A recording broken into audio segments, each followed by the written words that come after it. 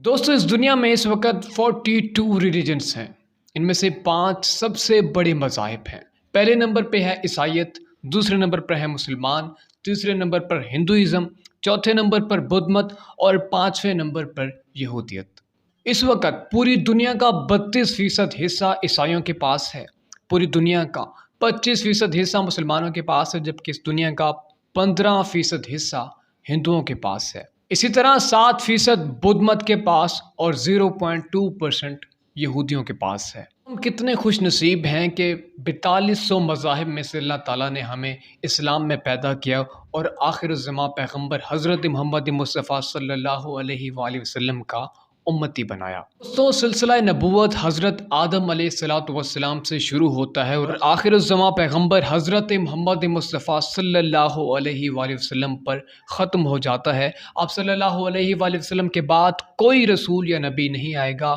नबूवत का दरवाज़ा मुकम्मल तौर पर बंद हो चुका है। अब जो भी नबी और रसूल होने का दावा करेगा वो झूठा होगा, वो बातिल होगा और वो काफिर होगा। मिर्ज़ा ग़ुलाम अहमद कादियानी की किताब हकीकतुल वही के सफ़ा नंबर 58 पर लिखा हुआ है कि मिर्ज़ा अहमद कादियानी ने सबसे पहले हिंदुओं के भगवान कृष्ण होने का दावा किया था।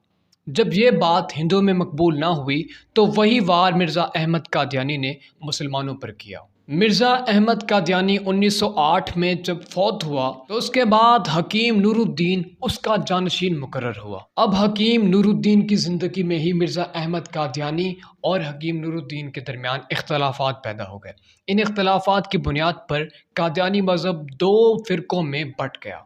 अब अल्लाह रब्बुल इज़्ज़त हर चीज़ को जानते हैं। उन्हें मालूम था कि कुछ लोग आएंगे जो ये कहेंगे कि हम रसूल हैं, हम नबी हैं और नबी होने का दावा करेंगे जो कि झूठा होगा। तो अल्लाह रब्बुल इज़्ज़त ने पहले ही कुरान में हमें सब कुछ बता दिया।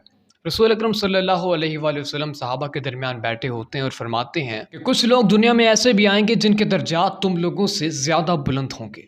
सहाबा इकराम फरमाते हैं, हम हमारे माँ बाप आप पे कुर्बान या रसूल अल्लाह, हम आपके साथ मिले हैं, आपकी सोबत में बैठे हैं, आपसे सब कुछ सीखा है, लेकिन फिर भी वो कौन से लोग होंगे जिनके दर्जात हमसे ज़्यादा बुलंद होंगे।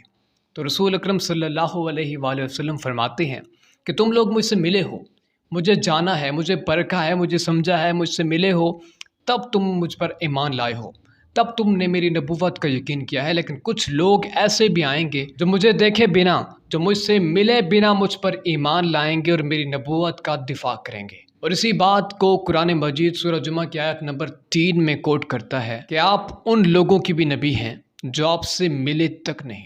तो मुसलमानों के लिए बहुत बड़ी खुशी की बात है, जिससे दिल बाग बाग हो जाता है कि कुरान मजीद में हम लोगों के बारे में ये आयत आई। ऐसे लोग भी आएंगे जो मेरी नबूवत का उस वक़्त दिफा करेंगे जब लोग जाली नबी होने का दावा करेंगे। अल्हम्दुलिल्लाह, हम तमाम मुसलमानों का अक़ीदा है कि हज़रत मोहम्मद मुस्तफ़ा सल्लल्लाहु अलैहि वसल्लम मुसलमानों के आखिरी नबी और आखिरी रसूल हैं और आपके बाद कोई भी नबी नहीं आएगा। आपके बाद तमाम नबूवत का दरवाज़ा बंद हो चुका है। अब जो भी नबी या रसूल होने का दावा करेगा वो बातिल होगा, वो झूठा होगा, वो लानती होगा, क्योंकि अल्लाह ताला की तरफ से नबूवत का सिलसिला बिल्कुल बंद हो चुका है।